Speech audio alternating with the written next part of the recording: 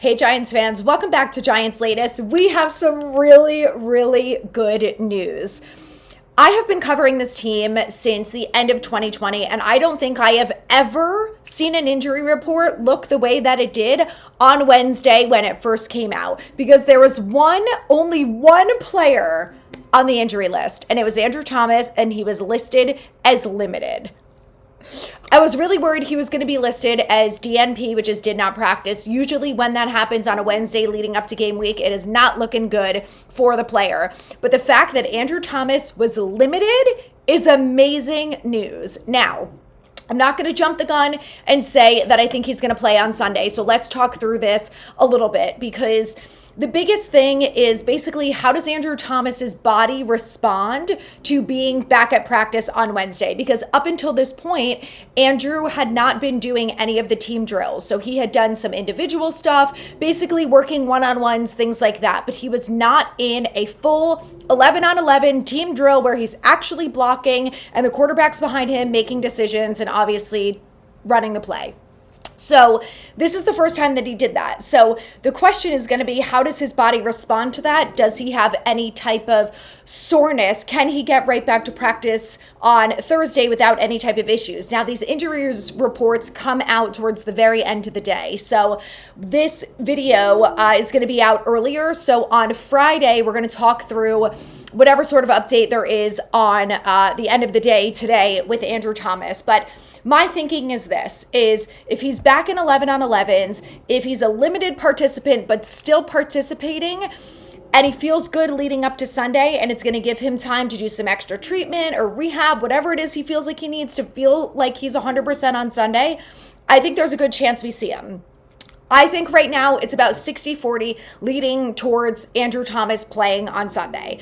Now, what we have to talk through is, if Andrew Thomas doesn't play, what is the scenario at offensive line? Now, I was just arguing with my brother about this because, in my opinion, this is what it's going to be from left to right. It's going to be the same four offensive linemen. It's going to be at left guard, John Runyon, center, John Michael Schmitz, right guard is going to be GVR, Greg Van Roten, and then right tackle is going to be Jermaine Illuminor. The only difference is going to be that instead of Andrew Thomas at left tackle, it would be James Hudson.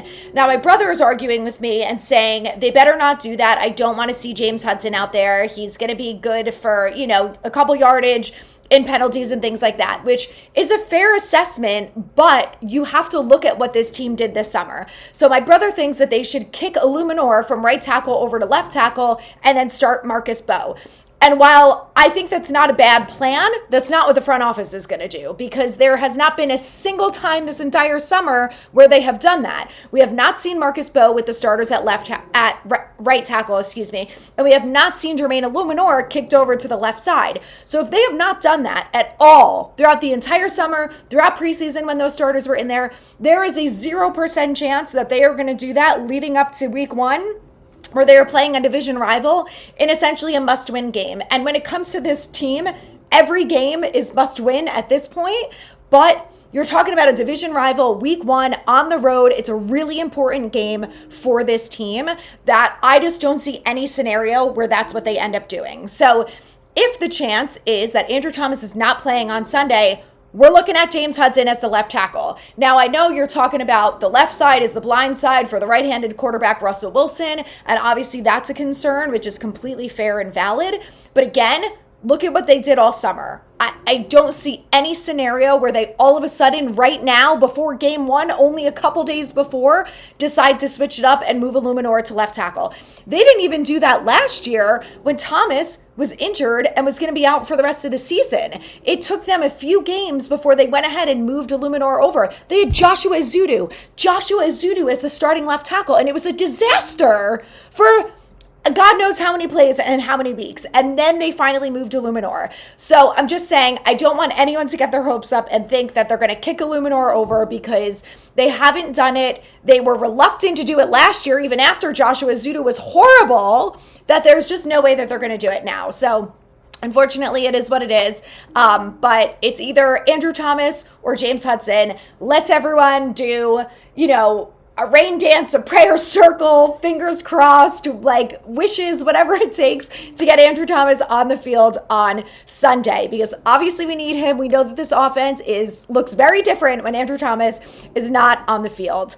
But like I said, I'm optimistic that he's going to be out there based on this injury report. I think it's probably the best news that we've seen in a little while, especially after hearing just a week ago that he wasn't really sure whether or not he was going to play and how he was feeling. So I like that Andrew Thomas is honest with the press and honest with his answers and says, look, I don't want to get anyone's hopes up, including myself, and I want to see how every day goes, take it day by day before I feel like I'm 100% and ready to go. I appreciate that about him. I love Andrew Thomas. I'm glad he's a Giant. But I also am like looking at the injury report and I'm like, well, maybe, he's feeling better than he thought he was going to feel at this point, right? So it's all a step in the right direction. I think the good news is that in the worst case scenario, which we would probably all say would be Andrew Thomas not playing on Sunday and instead seeing James Hudson, I think it's pretty likely that he would be back for week 2 against Dallas. So hopefully in this scenario, in the chance that we don't see Andrew Thomas Sunday, it's only one more week before we see him, because he is progressing and improving day to day, like Dable said, and like we have even seen throughout the injury report and things like that. So again, fingers crossed. We're all hoping to see Andrew Thomas on Sunday because he is a must in order for this offense to succeed. Now, we talked a lot about the offense. We have to switch gears to the defense for a second, because when the depth chart came out, the unofficial week 1 depth chart, they still have cornerback 2 as Cordell Flott / Deonte Banks. And, Dable said in his press conference that they made up their decision and we'll all find out on Sunday. Well, Tay Banks is off the injury report, which is great because we didn't get to see him in the final preseason game. So we saw a lot of Cordell Flott, and Cordell Flott looked pretty good in the back-to-back games that he played throughout preseason. And, there was a report that came out about some staffers in the building. Now, I hate stuff like this, to be honest, because I just think it's really hard to know how true it is, right? So take this with a grain of salt. This staffer said that Deonte Banks really needs to grow up at this point. Like, enough is enough. He's got to figure it out, and he has to grow up. Now, I do think there's a little bit of truth to that because we've seen it. We've seen Deonte Banks be immature on the field and off the field and have some bad body language and things like that. So it wouldn't surprise me if this was said. But the fact that report is coming out right now, the depth chart looks like what it is, Deonte Banks is healthy and ready to go, I am really feeling like with those initial snaps on the defense, it is going to be Cordell Flott. Now, I don't think it's going to stay like that, and I think there's a potential for there to be a rotation unless Cordell Flott goes out there and proves that he is a CB2, which is a possibility. I'm not going to rule it out. Do I think it's likely? Not necessarily, but you never know. But like I said, he did well in preseason, so let's see if that momentum continues. And he's not going to be on Terry McLaurin. He's going to be on the wide receiver too, which obviously is better for him. But I am really thinking, like, unless Tay Banks gets his shit together ASAP, it's not looking good for him. And, I was talking to someone else about this today. For all of you who are into college football and into, player positions and scouting out guys for the future of the Giants or whatever team you root for, because I see there's a lot of Cowboys fans in my comments after the Micah Parsons trade, and all of you who think that Jerry made the right decision, you are as delusional as he is. God bless. You guys need some help. But back to the Giants.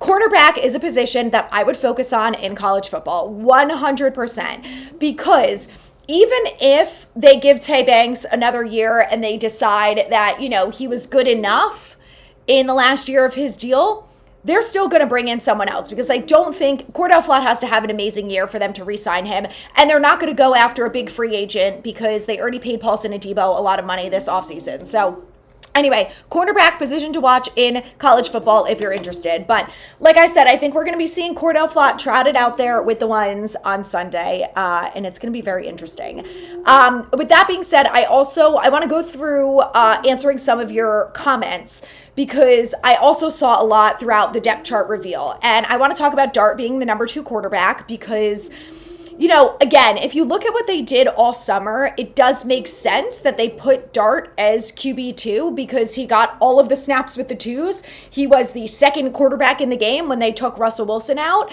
And, he wasn't really getting reps with the threes and fours like Jameis Winston and Tommy DeVito were. So it makes sense. The reason why I'm not on board with it is because I think that he's just not ready. And I don't think there's a reason to rush him out there. If the Giants, first of all, the best case scenario for me is that the Giants are winning and Russell Wilson looks good. And then we don't have to worry about Dart and he can develop and learn. I really believe that this front office was guaranteed through 2026 because they drafted Jackson Dart and they have time to develop him. So why rush him out there? And the second thing is you paid all this money for Russell Wilson and Jameis Winston. You paid Jameis Winston to be your backup quarterback. So let him be the backup quarterback. And look, it doesn't mean that he has to play 4 games in a row if he throws 6 interceptions. Like, take him out and put in Jackson Dart. But I still think that in the scenario, if God forbid Russell Wilson goes down, or if the Giants are 0-4, at that point, put in Jameis Winston for a game. Okay, and if he doesn't look great, then this is what Daboll's going to do. The next week, when he goes to speak to the media on Wednesday, this is what he's going to say. We reviewed the film and we decided that we need a spark on offense, so we're going to put in Jackson Dart. We've all heard that before. Okay, great. Who cares? I just don't want him to be rushed out there. I don't think it benefits anyone. And I think after everything that this organization has been through with the Daniel Jones situation, I just think it makes the most sense to slow the roll. I'm glad he's progressing quickly, but we're still talking about preseason, and he has not gone against real NFL starters for more than 1 snap. So again, there's no need to rush, okay? We already talked about the other interesting thing with the cornerback 2 situation. One last thing I wanted to call out on 2 things actually, on the depth chart, and then we're going to wrap it up with this, is number one, I saw a lot of concerns about the fact that Abdul Carter was not listed as the starting edge rusher. And I don't know why people are surprised by that, because number one, they paid by Brian Burns a lot of money, and he's done a great job since he's been here. He's a leader. He was voted a captain, and he has been incredible throughout his time here. And I think this year he's going to have the best year that he's had of his career, hopefully. So I don't think there's any surprise there. Maybe the surprise is because people thought he was going to get the starting number 1 role on the depth chart over Kayvon. And I just think when you look at what these guys have done versus Abdul Carter has not played a snap in the NFL yet, outside of preseason, that they're not going to rush him to put him as the number 1 over Kayvon just because they drafted him 3 overall and he's been good in preseason. He didn't really play a lot in preseason. So the other thing is, like, just because he's not the number 1 edge rusher on the depth chart doesn't mean he's not going to be out there with the starters. I think that's where the disconnect is. But if you were at any of the training camps, if you watch preseason, you saw Abdul Carter out there a lot. He was out there with the 1s, he was out there with the 2s, he was getting snaps as the defensive tackle, as the interior linebacker, as the outside linebacker. He's going to be used all over the field. So I don't think anyone needs to worry about Abdul Carter. We are going to see a hell of a lot of him, and I think we're all going to love him. So let's not worry about the fact that Abdul Carter was not number 1 on the depth chart. There's no worries. This is not the quarterback position, right? It's not like you're the starting quarterback, which means no one else is getting a snap in that position the entire game. The edge rushers are going to be rotated. This is the beauty of having 3 edge rushers, that you have that capability. And Shane Bowen is going to have the chance to really throw out a ton of different looks at Jaden Daniels week 1 and then for 16 weeks after that. So excited to see what Shane Bowen can do. And, I love Abdul Carter. We're going to see a lot of him. The last thing was Devin Singletary. He is listed as the running back 2, which I think we probably all expected, but I'm also like, until I see it, I don't really believe it, because Daboll is always gushing about Motor and why they kept him on the team and what he brings and how he's valuable. And, as a veteran, he can help the young guys and this, that, and the other when it comes to Singletary. So I kind of just thought, like, it wouldn't surprise me at all if he was the number 1 running back, but Tyron Tracy is the number 1. He's number 2, and then Scat is number 3. So it feels like this team is heading in the right direction. I am optimistic, and I'm excited to see more of them. So stay tuned, guys. Make sure you subscribe. Tomorrow we are going to talk through a little bit more injury report and some predictions and players to watch on Sunday, because we finally get some real football. Can't wait. Hit the thumbs up for more.